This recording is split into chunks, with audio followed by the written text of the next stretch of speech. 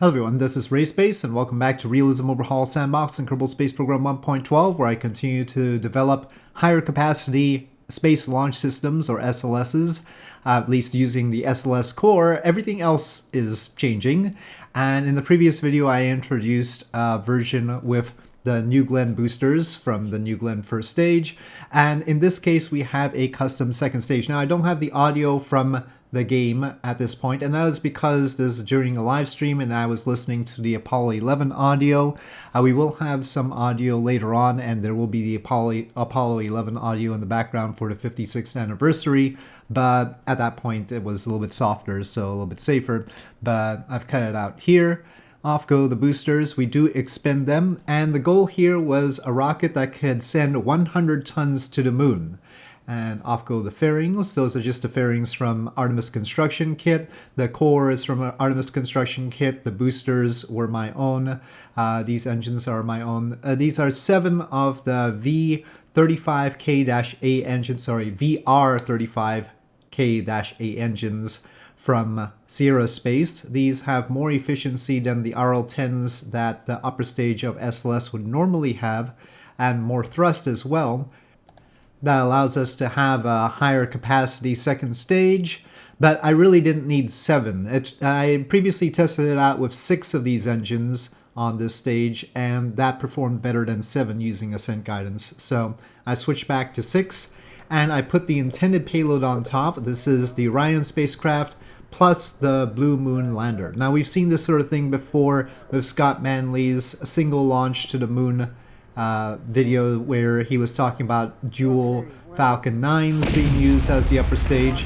This is not that. This is with a lot more margin for the mission, and that's largely because of the more efficient engines we have on the second stage. Previously I had tried it out with the Blue Origin New Glenn second stage, but that's not as efficient as this, though it had more thrust than the RL-10 stage, the EUS.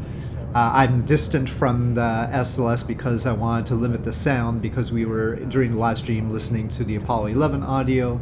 You can see it's a little bit calmer in that audio right now. The part that I cut out before was lunar orbit insertion, so there was a lot of stuff going on.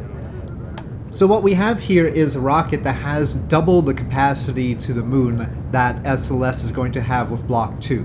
So that is pretty remarkable. It's not the full 100 tons, but it's, I think, 96 tons, which would be double the 48 tons. It is a heavier rocket than Block 2 of SLS. Altogether, it's about 3,700 tons on the pad, but that's worthwhile. The boosters, the New Glenn boosters, aren't that much more thrust than the regular boosters. They're 17,500 kilonewtons, which is about the peak thrust of the BOLA boosters. So we don't anticipate, because of the boosters, needing to strengthen the stage that much. Also, they're heavier, so they need to use their thrust to compensate for their heaviness. How much that would change the whole gust dynamic, I can't tell. That's not something I can model. As far as the top load with the big stage plus the payload, probably we would need to strengthen the top of the rocket, so there is that. But this is still, compared to some other options, a minimal change to the rocket for a very great improvement in the payload capacity. I mean, if you're talking about doubling the payload capacity, we would have to say that such an whatever the cost is, since they're gonna spend on SLS anyway, since they're gonna spend the money no matter what, we might as well make the improvement. So I think it is worthwhile if we're going to get this kind of payload to the moon. So here is the end of Trans-lunar injection. You can see in the Apollo in realtime.org rendition of Apollo 11, they have the capture of the Apolloon and Paraloon. We too are going to the moon. And here the Orion command module and service module separate from the rest of the stack, and we will turn around and dock with the lander. Now, we did fall slightly short of the Trans-lunar injection burn, so Orion will also complete that. But we have to balance things out a little bit. Orion's engine is not as efficient as the lander engine, so the lander is going to be doing the capture burn around the moon for us, but not all the way down, because if it goes all the way down carrying Orion, that's too much. So we're going to leave Orion a little bit higher up.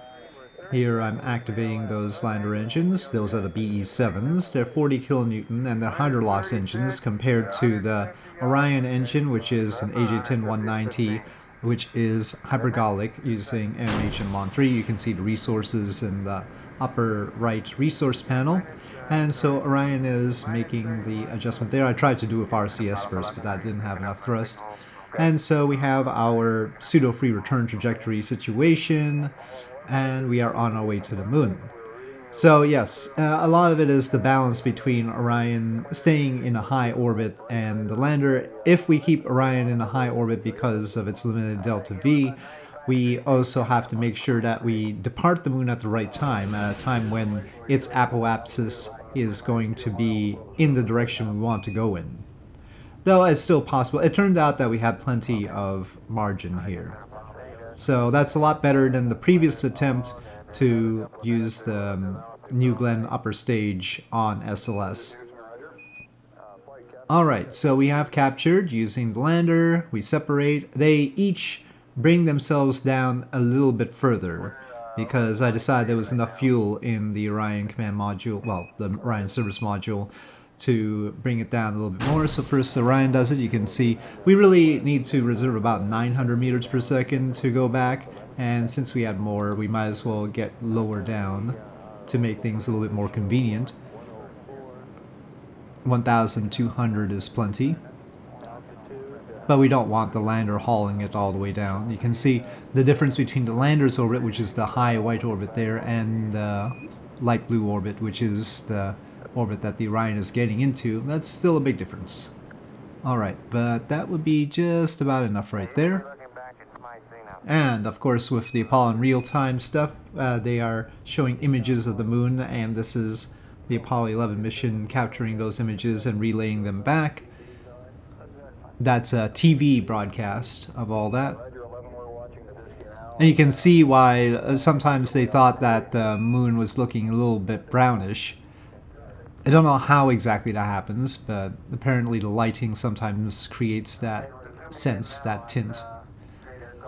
Alright, so the lander gets into a tighter orbit, of course, because it's going to land, but we're doing this burn from on the dark side. If we kept our periapsis on the dark side, then we would end up having to land on the dark side, so I wanted to bring it down so that we were set up for a daylight side landing. This isn't a polar orbit as NASA is intending, but I don't anticipate that the polar orbit is going to be that much more arduous to get into and out of.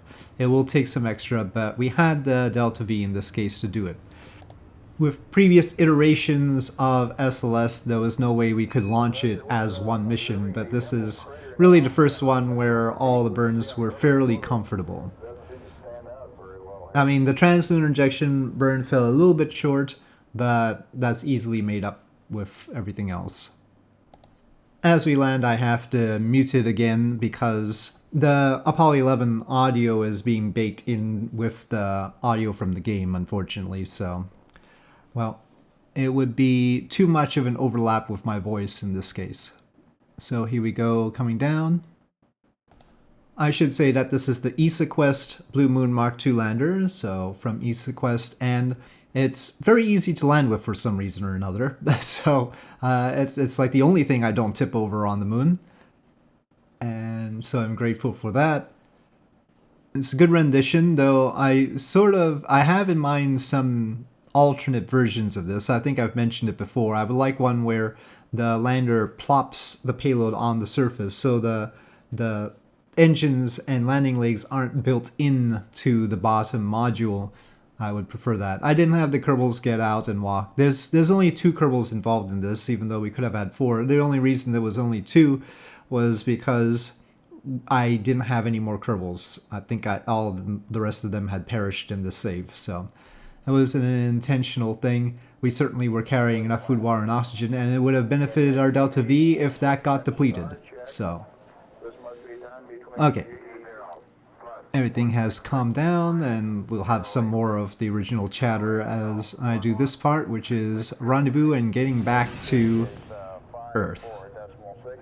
Now, this is my first time using the Orion from Artemis Construction Kit to come back, so I was a little bit nervous about whether everything would work out. After all, the Sobel version of Orion needs some reconfiguring in order to get back safely. So, and I've had trouble with that before, so I wanted to see whether this Orion is better with Sky Phoenix 999's configurations. Will it be safer? As we docked together, the lander had about 500 meters per second left, so plenty for landing at a different location or staying a while and having to rendezvous with somewhat more inclined orbit from Orion, because after a while the moon will rotate and you get out of plane with Orion, so we would need more delta V to get into the orbit, but I think that the 500 is more than enough to deal with all of that. And I wait until it's the right time to go back. That is when the apoapsis is in the direction that we want to exit in, more or less.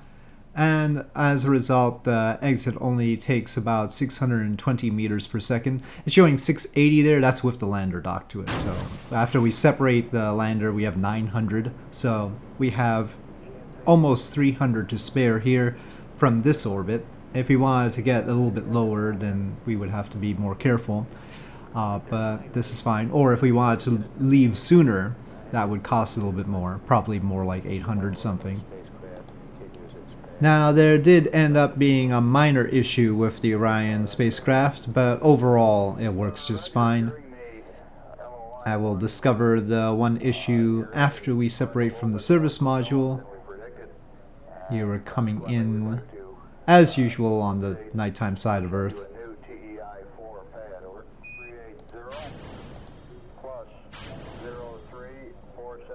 It takes a while to do the Orion service module separation animation here. But yep, that works fine. That's okay. And the issue is that two sets of the RCS thrusters aren't working, and those are the side ones. You can sort of see that they're not firing there. And so you can see the ones that are, but then there's two pairs that are not.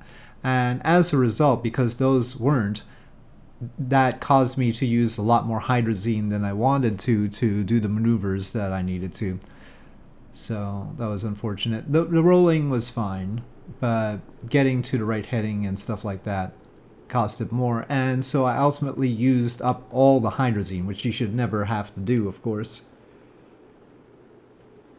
But if those thrusters had worked, I don't think that would have been a problem. Here I'm just trying to limit G-forces using the descent mode, which it did have. So you have to turn sort of like that in order to make sure that you get down, so that you don't bounce out of the atmosphere, and then you turn the other way in order to limit the G-forces. Like that. Well, now I'm going back around. Well, now I'm out of control because I have no hydrazine left, so it's just spinning all over the place. Anyway, we get through it. So that's the one flaw. With those RCS thrusters not firing, we don't have enough hydrazine.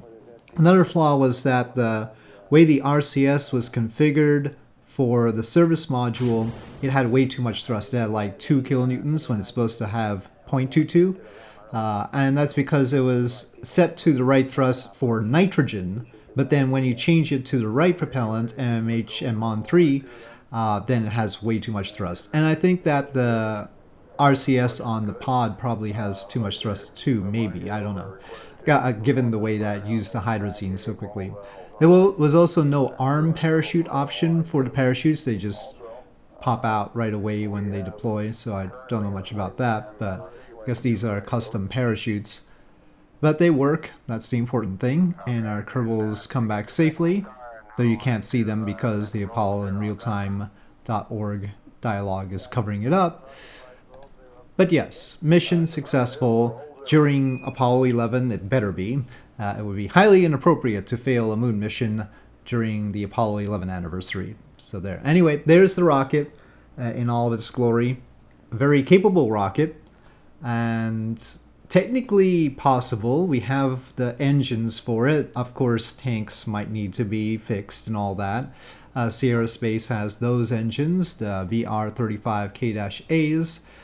And yeah, the second stage would be completely new. So there is that. But again, they are spending on this thing. So maybe an upgrade is warranted. We'll see. Anyway, with that, thank you for watching. Hope you enjoyed this video. If you did, please do press like. If you have any comments or suggestions, please leave them in the comment section below. And I'll see you next time.